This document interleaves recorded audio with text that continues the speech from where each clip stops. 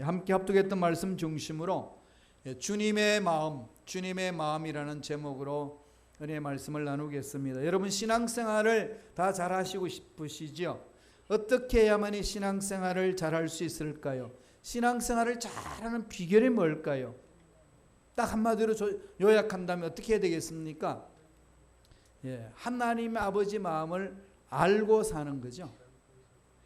이 교회 공동체를 만드신 그분의 마음을 잘 아는 게 중요하겠죠. 피로 값주고 사서 만들어 놓은 교회 공동체, 피 흘러 희생하신 그분의 마음을 잘 안다면 우리는 신앙생활을 잘할 수 있지 않겠습니까? 주님의 마음을 아는 게 너무나도 중요한 것이죠. 주님이 뭘 원하시는지, 주님이 우리 자녀들에게, 가정에게, 교회에 뭘 원하시는지, 내 사업장에, 내 직장생활에 뭘 원하시는지 여기에 집중되어 있다면 그분을 기쁘게 할 수 있지 않겠습니까? 하나님 쓰실 것이고 기뻐하실 것이고 그분이 만져주신다면 우리의 삶은 어떻게 될까요? 병든 자 치유해주시고 물질 없는 자 물질을 복을 주시고 앞날 막혀있는 자 길을 열어주시지 않겠습니까? 가장 중요한 부분이 신앙생활에 하나님 아버지 마음을 아는 겁니다. 주님의 마음을 아는 자만이 올바로 신앙생활을 할 수 있습니다. 만약에 알지 못한다면 어떻게 될까요? 밤낮 엉뚱한 짓만 하는 거죠. 나 혼자 열심을 내서 난리칩니다. 그게 문제 있지 않겠어요? 나 이렇게 열심을 냈는데, 나 이렇게 열심히 부르짖었는데, 나 열심히 이렇게 헌신했는데 하나님 이럴 수 있습니까?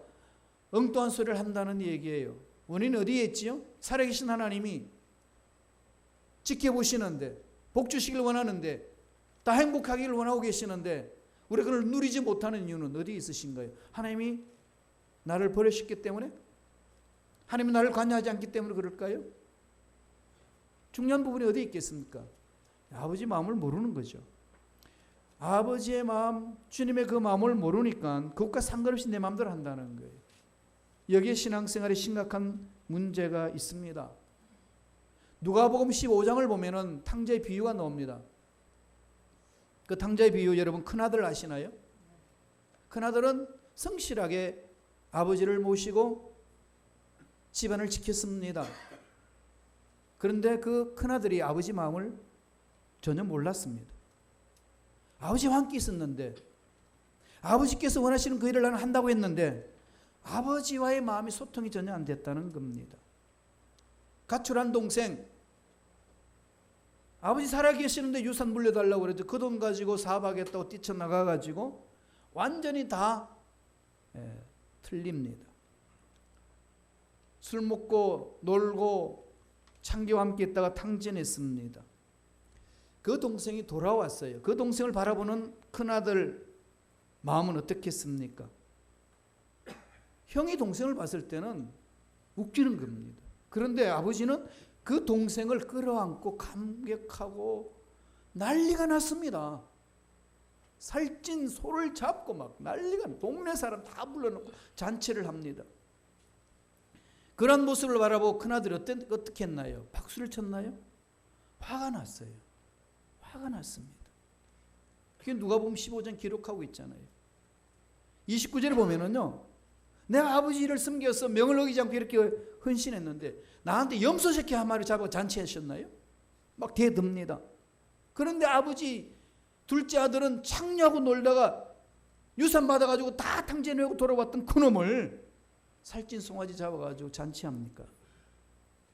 대들었습니다. 뭘 말하고 있는 거죠? 성경에서는 큰아들은 아버지 마음을 모른다는 거죠. 아버지 마음과 초점이 다릅니다. 이런 일들이 교회 공동체 얼마나 많은지 아십니까? 여러분 어떠신가요? 아버지 마음을 아는 게 정말 중요합니다. 아버지 마음을 모르면 교회는 분란이 생기고 아버지 마음을 모르면 하나님이 예배하신 복을 받아 누리지 못합니다. 신앙생활의 가장 중요한 것은 나를 향하신 주님의 마음, 나를 향하신 이 교회 공동체, 하나님이 원하시는 그 일, 여기 집중하지 아니하면은 우리는 속된 말로 딴짓을 합니다. 그리고 스스로 착각하는 거죠. 나는 신앙생활을 잘하고 있다. 큰아들이 그랬습니다. 자기는 문제없다고 생각했습니다. 그렇게 해서 아버지가 하는 일을 다 반대했다는 얘기예요. 따라서 저와 여러분들은 오늘 이 시간에 정말 하나님 아버지 마음이 어디에 있는지, 나를 살려주신 그 주님의 그 마음이 어디에 있는지 그걸 아는 게 중요한 거죠. 오늘 본문에서 잘 설명해 줍니다. 세 가지로 오늘 본문에서 말씀하고 있어요. 첫째로 하나님 아버지의 마음 어딜까요? 아버지 마음을 아는 주님의 마음 어디에 있습니까? 잃어버린 영혼을 찾으라는 거죠. 잃어버린 영혼에 관심이 있습니다. 잃어버린 영혼 그냥 내팽개치지 말라는 거예요. 낙심하고 나가 떨어져 있고 예수 믿지 아니하고 교회를 핍박하고 교회에 대해서 욕설 퍼붓는 그들을 향하여서 우리가 나아가서 교회 공동체로 데려오라는 겁니다. 잃어버린 영혼을 찾으라는 그 명령은 아버지의 마음이고 그 아버지의 마음을 전하는 예수님의 마음입니다. 말씀을 볼까요? 마태복음 18장 12절에 예수님이 비유를 들어서 말씀을 합니다. 다 같이 읽겠습니다. 너희 생각에는 어떠하냐? 만일 어떤 사람이 양 100마리가 있는데 그 중에 하나가 길을 잃었으면 그 99마리를 산에 두고 가서 길 잃은 양을 찾지 않겠느냐? 저도 한때는 이 말씀이 정말 이해가 안 됐습니다. 세상 경제 윤리로는 경제 논리로는 맞지 않는 겁니다. 사업하는 사람들은 이걸 읽으면 말이 안 된다는 얘기예요. 그렇지 않나요? 99마리가 있는데 한 마리 이런 걸 가지고 왜 거기에 대해서 집중을 하고 시간을 낭비를 하느냐는 겁니다. 오늘날 교회도 그러고 있다면 주님이 뭐라고 그러시겠어요? 주님의 마음이 어디에 있겠습니까? 99마리를 산에 두고 가서 길 잃은 양을 찾지 않겠느냐? 길을 잃어버린 영혼들을 찾아 나간다는 거죠. 이 주님의 마음이 이해되시나요? 좀 깊이 묵상해 보셔야 됩니다. 이어서 말씀하시기를 13절 보세요. 마태복음 18장 13절 진실로 너에게 이르노니 만일 찾으면 길을 잃지 아니한 99마리 보다 이것을 더 기뻐하라. 만일 찾으면 99마리에 대한 목자는 확신이 있는 거지요. 왜냐하면 그것은 울타리에서 벗어나지 아니하는 알곡이란 걸 압니다. 벗어난 그를 향하여서 내팽개치지 말라는 것. 그도 알곡이 되게끔 만들라는 말씀이죠. 그러면서 이렇게 결론 내려줘요. 14절이에요. 다 같이 한번 읽어볼까요? 마태복음 18장 14절은 읽습니다. 이와 같이 이 작은 자 중에 하나라도 잃는 것은 하늘에 계신 너희 아버지의 뜻이 아니라. 아버지의 마음은 어디에 있죠? 잃지 않고 찾아내라는 거죠. 하나님의 형상대로 지음받은 그 영혼들을 실족하지 않도록 섬겨줘야 된다는 겁니다. 이게 아버지의 마음이에요. 주님의 일을 위해서 자기 목숨을 바쳐 우리를 살려주셨습니다. 이 은혜를 체험한 우리들의 마음은 여기에 있는 거죠. 잃어버린 영혼을 찾아내는 것은요, 저와 여러분들이 반드시 해야 될 사명입니다. 아버지 마음이 거기 있으니까, 우리가 믿는 우리의 구세주인 주님의 마음이 거기 있으니까 그렇습니다. 그렇게 나아가지 않으면 안 된다는 거죠. 지금 큰아들이 그걸 이해를 못하는 겁니다. 잔치를 벌였어요. 50만 원짜리 양 한 마리를 찾는데 동네 잔치까지 다 하고 나니까 500만 원이 들었습니다. 50만 원짜리 양 한 마리 건지려고 얼마를 투자했죠? 500만 원. 이게 장사하는 사람들이 놀릴까요? 안 되는 거죠. 믿지는 장사를 왜 하느냐는 거죠. 맞지 않습니다. 이 논리로 교회 공동체가 이루어진다면 하나님 아버지 마음을 잃어버린 공동체가 된다는 거죠. 그곳에서는 아버지 마음을 찾을 길이 없습니다. 아버지는 뭐라고 그런 거죠? 길 잃은 양을 찾는 것은 경제적인 문제가 아니라 생명의 문제다. 주님의 마음이다. 이것을 마음판에 새기라는 겁니다. 예수님이 십자가 지시기 전에 만찬을 하고 있는데 느닷없이 마리아가 와가지고 옥합을 끼워서 머리에 붓습니다. 300데나리나 되는 일꾼이 1년 동안에 일을 해가지고 모아놓은 돈입니다. 그 돈을 깨트려가지고 주님의 머리에 붓습니다. 이해되셔요? 당연히 이해되지 않지 않습니까? 그래서 가룟 유다가 그랬어요. 야, 이 옥합을 팔아가지고 구제했더라면 얼마나 효과적으로 쓸 수 있었겠냐. 무슨 짓 하냐 너 지금. 그렇게 말하는 제자를 향하여서 주님 뭐라고 그랬죠? 건두라, 너 간야하지 마라. 이 여인은 내가 십자가에 져야 될 그 모든 구속의 사건을 미리 예비하고 있노라. 복음이 전해지는 곳에 이 여인의 이야기도 전하라. 아버지의 마음이 주님의 마음이죠. 이게 어디에 있죠? 세상에 없어질 것에 마음 뺏기지 말고 영원한 하나님께 마음을 두라는 그 메시지 아니겠습니까? 예수님은 이런 양을 찾기 위해서 목숨까지도 버리셨습니다. 요한복음 10장 11절에 보면은 나는 선한 목자라 선한 목자는 양들을 위하여 목숨을 버리거니와. 저는 이 말씀을 읽으면은 너무 충격을 먹어요. 한계를 느끼기 때문에 정말로 그렇게 하기 너무 힘들어요. 다른 분한테 물어봤어요. 어떠시냐고 했더니 그건 당연한 건 아니겠냐고 그러더라고요. 어렵고 힘들면 사람들은 도망가고 싶은 마음이 먼저 드는 거 아니겠어요? 목숨바쳐 달려들기가 어렵다는 겁니다. 그렇다고 해서 사꾼으로 사는 건 아니지만은 상황이 어쩔 수 없는데 합리화로 자기 삶을 자기 행하는 행위를 이렇게 자꾸 변호하려고 하는 그 마음이 일어나요. 저에게도 시카고에 와서 그런 마음이 많이 일어났습니다. 부끄러운 얘기지만 솔직히 고백하면 그렇습니다. 그럴 때마다 주님의 이 말씀을 던져주셨어요. 선한 목자는 양을 위하여 목숨을 버린다. 양을 위하여 목숨을 버린다. 왜 그럴까요? 하나님의 사랑을 체험한 자들이 그렇게 산다는 거예요. 그래서 늘 저는 강조를 합니다. 우리 신앙생활에서 가장 중요한 부분들은 그 하나님의 사랑을 체험하고 아버지 마음을 아는 것. 이게 집중되어야 된다는 겁니다. 지극히 작은 자라도 하나님은 버리지 않으시고 품어주신다는 거죠. 사랑을 체험했기 때문에 그 사랑에 감격하게 살 수밖에 없는 것이 사랑 체험한 자들의 삶의 자세라는 얘기입니다.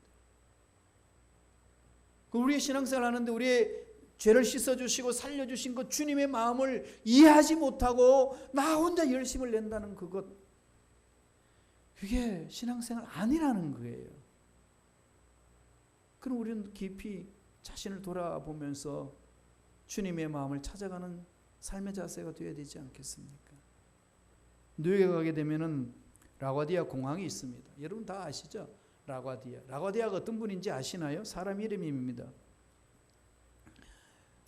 그분은 이 판사로서 일을 했어요. 나중에 뉴욕시장까지 됩니다. 그래 라과디아라는 분이 치안 판사로 있을 때에 어떤 사건이 있었습니다. 어느 날 빵을 훔치다가 잡혀온 노인을 재판하는 일이 있었습니다. 어떻게 해서 빵을 훔쳤냐 물으니까 노인이 울먹거리면서 대답을 합니다. 죄송합니다.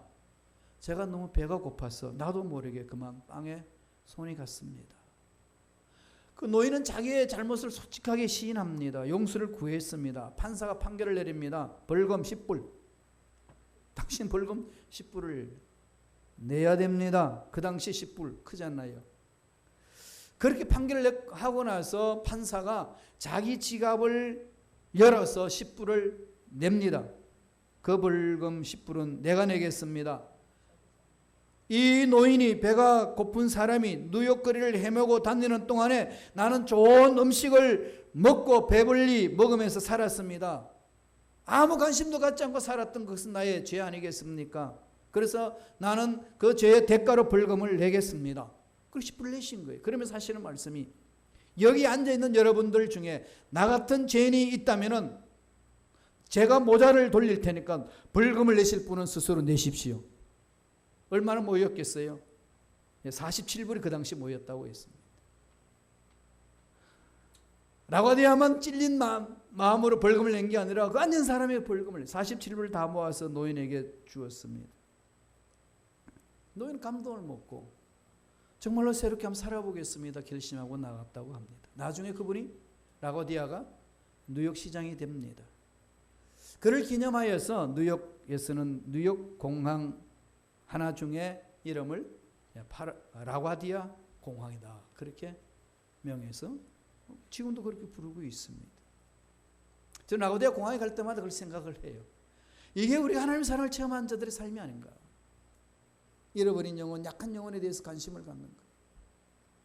나와는 상관없으면 끊어버리는 그런 삶이 아니라 그를 향하여서 그 사랑을 전해주고자 하는 그 마음, 주님을 닮아가는 자의 삶이라는 겁니다. 두 번째, 또 주님이 어떤 마음으로 우리에게 호소하시나요? 죄를 지은 형제를 회복시키라는 거예요. 죄 지은 형제를 짓밟지 말고 죄 지은 형제를 회복시키는데 최선을 다하는 겁니다. 형제가 죄를 범했을 때 모른 체하면 안 됩니다. 지적해줘야 돼요. 그렇다고 함부로 책망하고 지적하는 것도 옳지 않습니다. 왜냐하면 상처 속에 있는데 그게 올바른 길로 말하면 그 마음을 받아들이겠어요? 여러분 처음 한번 생각해 보세요. 제가 순범 시카고에 왔을 때 여러분 중에 많은 분들이 제 설교가 귀에 들리던가요? 안 들렸었을 거예요. 왜 그런 줄 아셔요? 사람으로서로 용서를 했기 때문에. 정말 용서할 수 없는 사람들이 너무 내 눈에 너무 많이 보이는데 노골적으로 나한테 와 그랬어요. 목사님 그렇게 하시는 설교 귀에 안 들어왔습니다. 왜요? 상처가 있으니까, 아픔이 있으니까 무슨 말을 해도 안 들리는 거 아니겠어요? 그런데 주님은 뭐라고 말씀합니까? 회복시켜라. 사랑을 체험했느냐? 회복해라. 회복하게 해라. 회복하는 길을 세 가지로 이렇게 오늘 구체적으로 설명하잖아요. 3단계로 설명을 합니다. 죄를 범한 형제를 회복시키는 데 힘쓰는 방법을 가르쳐 줬어요. 내가 만약에 봤으면 개인적으로 가서 건면하는 겁니다. 사람들에게 알리지도 않고 내가 개인적으로 가서 그에게 건면을 합니다. 그래서 사랑으로 기도하면서 품어주라는 거죠. 15절에 나오잖아요. 내 형제가 죄를 범하거든 가서 너와 그 사람과만 상대하고 이 소식, 복된 소식을 만방에 전하리라. 이게 아니라 비밀로 품어주는 거죠. 상대하여 권고하라. 만일 들으면 그 형제를 얻을 것이요 그랬습니다. 이게 참 쉽지 않나요? 남의 비밀을 알면은요 뭔가가 누구한테 전하고 싶은 마음이 많아요. 이게 죄성을 가진 인간들의 모습입니다. 복된 복음 전하려는 데는 너무 힘든데 왜 이렇게 남의 비밀을 알면은 입이 건질건질해서 견디지를 못해.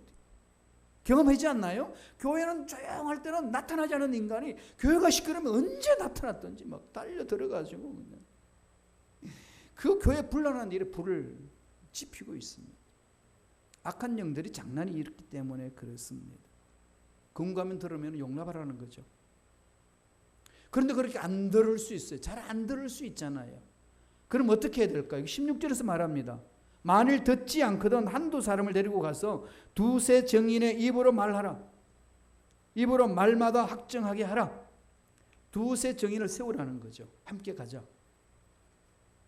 그래서 해결할 수 있도록 건면합니다. 그 듣고 그러면 함께 기도해주고 품어주는 거죠. 그래도 듣지 않으면 어떡할까요? 세 번째 단계입니다. 교회에 알리고, 이때는 교회에 알리고 공동체 다 알게 하는 거죠. 알리고 교회가 건면하게 하는 겁니다. 다 같이 한번 읽어볼까요? 마태복음 18장 17절 최종적으로 교회에서 할 일입니다. 다 같이 읽겠습니다. 만일 그들의 말도 듣지 않거든 교회의 말하고 교회의 말도 듣지 않거든 이방인과 세리같이 여기라. 그게 징계에서 출교시키는 겁니다. 교회 공동체에서도 있지 못하도록. 이 단계가 필요해요. 형제를 회복한 단계가 필요합니다. 그런데 우리 너무 급해요. 그냥 교회 다 알려가지고 그냥 단죄해버리고 싶은 마음이 저와 여러분에게 있지 않습니까? 주님 그러지 말라는 겁니다. 징계의 목적은 그 사람 잘라내는 데 목적이 있는 게 아니고 회복시키는 데 목적이 있습니다. 이게 아버지의 마음이에요. 회개하고 돌아오게 하기 위해서 징계를 주는 것이지 그 사람을 잘라내기 위해서 주는 것 아닙니다. 고린도전서 5장 5절을 바라보면 이런 자를 사탄에게 내어주었으니 이는 육신은 멸하고 영은 주 예수의 날에 구원을 받게 하려 함이라. 징벌이 있고 책망이 있고 심판이 있어도 궁극적인 것은 영혼을 살려내기 위한 것이라고 말합니다. 이게 아버지의 마음이에요. 이게 주님의 마음입니다. 나의 구세주를 믿고 있는 주님의 마음이 여기 있습니다. 이 마음을 우리가 무시해버린다면 주님을 따라간다는 자가 아니라는 이 얘기입니다. 회개하도록 도와주고 기도해 줘야 됩니다. 괴롭죠, 그죠? 정말 괴로워요. 예, 저에게도 그런 아픔이 있어요. 성도들에게도 아픔이 있지만 교육자들 간에 그런 아픔이 있거든요. 모함하고 말 만들어서 내가 아주 몹쓸 놈으로 이렇게 치부해버리는 그러한 동력자를 만나면 어떻겠어요? 기쁘시겠어요? 여러분 어떠시겠어요?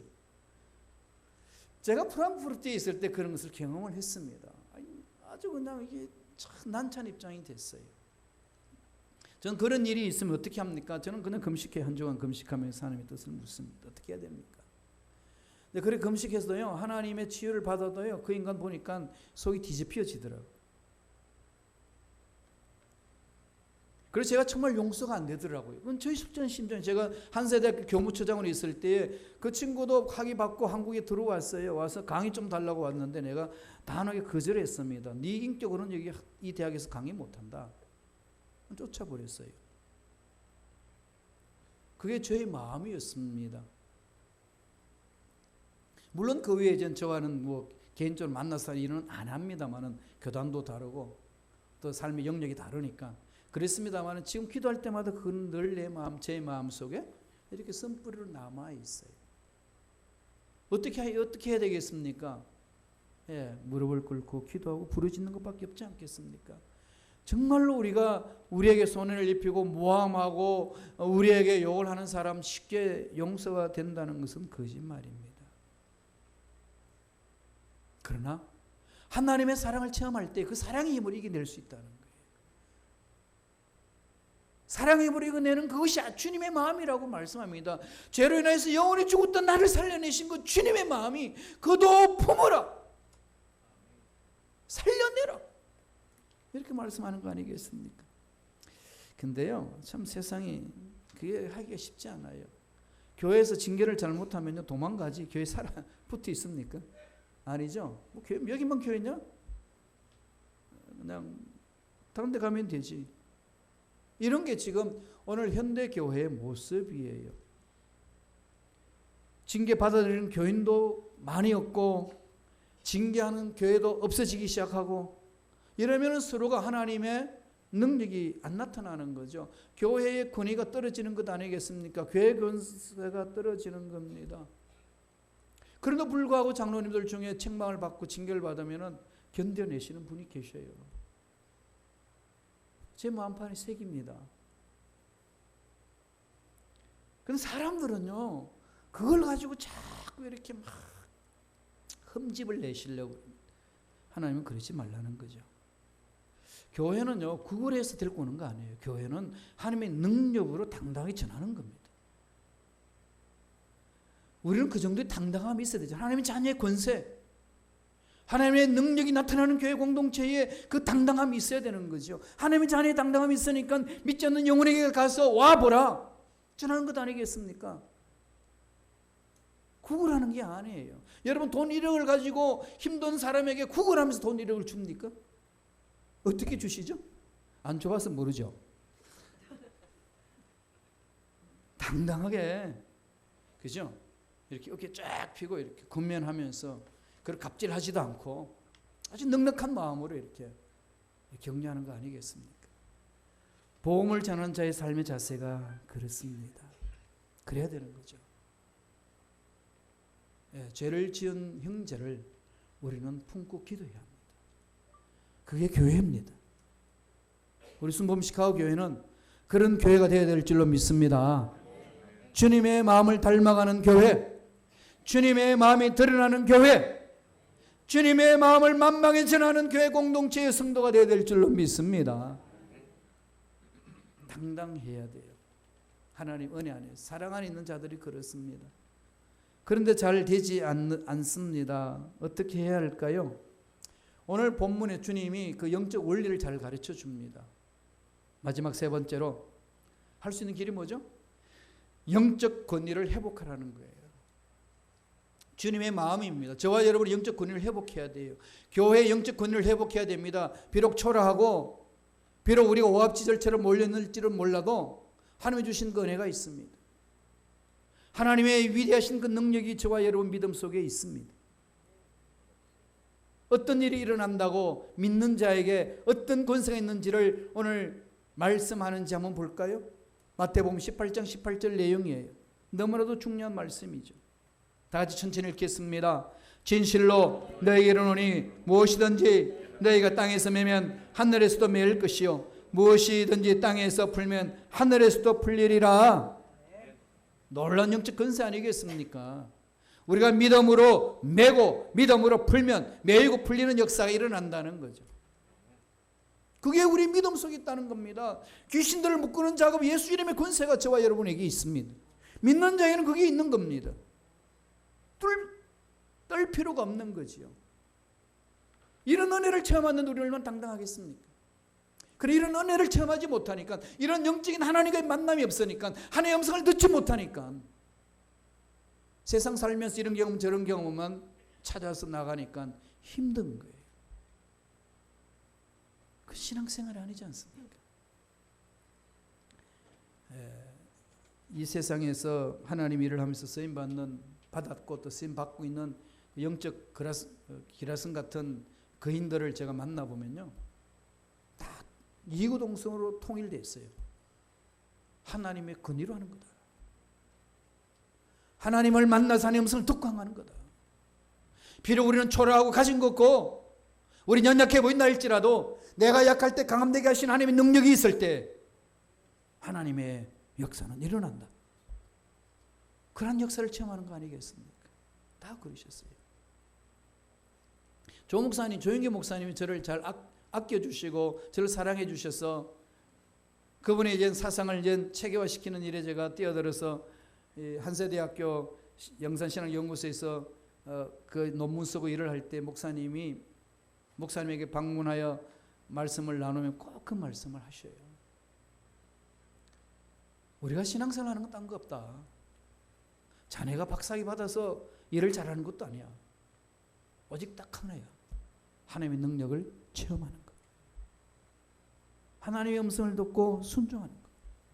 그게 기적이 있는 것이고 그게 문제 풀리는 역사가 일어나는 것이고 세상 사람들이 알 수 없는 그 일들을 행하는 힘은 크게 있다. 그게 목숨 걸라는 겁니다. 이번에 할렐루야 대성에 오신 한경 목사님도 그러셨어요. 목사님 어떠셔요? 제가 무슨 힘이 있어 일을 합니까? 하나님 만나는 은혜, 하나님의 음성 듣고 순종하는 그 은혜밖에 없습니다.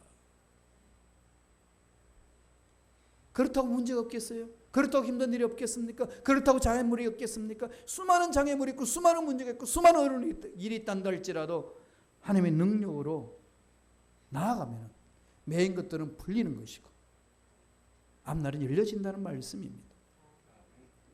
매고 푸는 권세가 예수 그리스도 이름 안에 있습니다. 이걸 회복하셔야 돼요. 교회는요, 이 영적 권위를 회복해야 합니다. 가정에서도 부모의 영적 권위가 있어야 합니다. 성도들의 그리스도인으로서의 영적 권위가 있어야 돼요. 전 세계에 나가서 I'm American이라는 이 말은 얼마나 자부심이 있습니까? 그렇잖아요? 패스포드 딱 내면서 I'm American. 이건요, 아메리칸 아닌 사람들한테는요, 되게 이렇게 막 크게 보여요. 막 무소통 가니까 보지도 않아요. 그냥 막 들다 보내주잖아요. 이 공항에서 그런데 하면 도장 막 찍어주는데 너 누구냐? I'm Korean. 그러면 이리 가져와봐. 속속들이 다 뒤져요. 이 세상에서 우리가 당당히 외칠 수 있는 게 뭡니까? I'm a Christian. 나는 그리스도인이야. 나는 하나님 자녀야. 세상에 어떤 문제가 있단다 할지라도 우주 만물을 창조하신 하나님이 나를 붙들어 주십니다. 이런 확신으로 담대하게 날려가는 것 아니겠습니까? 여러분 순복음 시카고 교회 지금 되어가는 모습 여러분 어떻게 생각하십니까? 그죠? 기적 같은 사건들이 막 일어나잖아요. 그건 외부가 더 난리가 났어요. 외부 분들이 많이 걸립니다. 목사님들도 그렇고 장로님들도 그렇고. 어떻게 순복음교회가 그 교회를 매입하게 돼 있냐고. 어떡하긴요. 하나님 주셔서 우리는 믿음으로 기도함으로 나아갔지요. 아, 순복음의 시대가 드디어 열리기 시작했구나. 그렇게 고백한 대로 될 줄로 믿습니다. 하나님이 함께 하시면 되는 것 아니겠습니까? 하나님 함께 하시면 됩니다. 주님이 말씀해 주셨어요. 마귀들을 멸할 수 있는 권세를 주셨다고. 세상의 문제를 묶어버리고 묶여있는 것을 풀 수 있는 권세를 주셨다고. 이건 나이가 들어서 힘없어서 못하는 것도 아니고 못 배워서 병험이 없어서 못하는 것도 아니고 돈이 없어서 연약해서 못하는 것이 아니라 예수 믿는 모든 사람들에게는 권세를 주셨습니다. 그 당당함이 있으셔야죠. 이런 일들이 앞으로 우리 교회를 통해서 분명히 일어날 줄로 믿습니다. 예수 이름으로 외쳐나가는 그곳에. 주님이 오늘 말씀해 주십니다. 한번 읽어볼까요? 마태복음 16장이 있습니다. 마태복음 16장 19절 다 같이 한 목소리 읽겠습니다. 내가 천국 열쇠를 내게 주리니 내가 땅에서 무엇이든지 매면 하늘에서도 매일 것이요 내가 땅에서 무엇이든지 풀면 하늘에서도 풀리리라. 문제 있고 힘들고 어려우면요, 나는 왜 이것밖에 안 될까? 나는 신앙생활이 왜 이럴까? 이것 한탄하지 마시고요, 나를 힘들게 하고 내 앞길에 장애물을 두고 나를 묶고 엉뚱한 것을 끌고 가는 그 사탄의 세력들을요 끊어버려야 됩니다. 쫓아버리세요. 끌려다니지 마시고 쫓아버리세요. 어떻게 쫓아버립니까? 기도하는 거잖아요. 기도 외에는 안 된다고 그러지 않습니까? 그래서 우리는 모여서 기도하는 거예요. 혼자서 기도할 수도 있지만은 모여서 기도하는, 합심의 기도는 힘이 있습니다. 그래서 마귀는 이걸 알기 때문에 어떻게 하든지 모여서 기도하지 못하도록 하는 거예요. 혼자서 뭔가 해보겠다고 그럽니다. 하나님은 모이기를 원하는데 마귀는 자꾸 분리를 시킵니다. 오늘 본문의 말씀에도 주님은 우리에게 말씀합니다. 중요한 말씀이에요. 다 같이 읽어볼까요? 마태복음 18장 19절입니다. 한 목소리 읽습니다. 진실로 다시 너에게 이르노니 너희 중에 두 사람이 이 땅에서 합심하며 무엇을 구하든지 구하면 하늘에 계신 내 아버지께서 그들을 위하여 이루게 하시리라. 어떻게 하면요? 너희 중에 두 사람이 땅에서 합심하여. 합심 기도의 힘을 아시나요? 이거 잊지 마세요. 무시하지 마세요. 합심 기도는 강합니다. 한 사람은 1000을 쫓지만 두 사람은 10,000을 쫓는다고 그랬지 않습니까? 우리는 모여서 기도해야 합니다. 그래서 결론 내려줍니다. 마태복음 18장 20절이에요. 오늘 암송해야 될 말씀입니다. 다 같이 한번 읽어볼까요? 두세 사람이 내 이름으로 모인 곳에는 나도 그들 중에 있느니라. 예수의 이름으로 모여서 예배드리는 저와 여러분, 우리 예배 공동체 주님도 함께 해주시는 줄로 믿습니다. 우리 함께 기도할 때 그런 기적이 있습니다. 그래서 가정에서 모여서 기도하고 구역에서 모여서 기도합니다. 여러분, 구역을 우습게 생각하지 마세요. 힘들다고 어렵다고 팽개치지 마세요. 다 구역에 들어가세요. 왜 구역을 자꾸 싫어합니까? 왜 구역에서 자꾸 떨어져 나가려고 그럽니까? 우리 세포 하나가 뭉쳐서 온몸을 이루잖아요. 그 구역을 그냥 무시하지 마세요. 구역을 강하게 만들어야 됩니다. 우리 세포 하나하나가 강해야 온몸이 강하듯이 교회 공동체가 든든한 교회로 되려면 구역이 살아나야 되는 거예요. 구역에서 떨어져 나가지 마세요. 그건 악한 영들의 장난입니다. 휘말려 들지 마세요. 무엇이 바빴어? 무엇이 힘이 든다고? 구역 못하겠다고? 구역에 손 놓겠다고 그러고 있습니까? 정신 차리셔야 돼요. 구역은요, 살아 움직이게 하는 원동력이에요. 이걸 다시 회복하셔야 됩니다. 두세 사람이 모인 곳에 하나님 함께 하시는데 그 은혜를 사모한다면 우리가 내팽개칠 수 없지 않습니까? 주신 말씀 마음판에 새깁시다. 우리는 주님의 마음을 아는 게 중요합니다. 내 생각대로 신앙생활을 해서는 안 되는 거죠. 내 자녀, 내 가정, 내 직장, 내 사업장, 내 생각대로 멋지게 이렇게 보겠다고 하지만은 됩니까? 안 되지 않습니까? 우리 힘은 한계 있어요. 하나님께 매달려야 됩니다. 그러려면 아버지 마음을 알아야 돼요. 주님이 원하시는 마음이 어디에 있는지를 아셔야 됩니다. 이제 우리 결심하죠. 손 두 개, 두 손 있잖아요. 한 손 한 명씩 모시옵시다. 목표를 정하세요. 응? 난 우리 교회 이전하면은 그곳에서 한 손에 한 명씩 모시고 오리라. 아멘이 없잖아. 합니다. 한 손에 한 명씩 모시고 오리라. 하나님 들으셨어요? 아멘 한 줄은 복이 있을지어다. 손이 몇 개죠? 손에 한 손이 있으면 한 명만 모시고 오세요. 하나님 주신 대로 모시고 와요. 우리 그거 해야 돼요. 아버지 마음이에요. 나를 살려주신 주님의 마음이 거기에 있습니다. 주님의 마음을 마음판에 새겨 있어서 순종함을 열매 맺는 저와 여러분 되길 간절히 축원합니다. 기도하겠습니다. 하나님 아버지 감사합니다.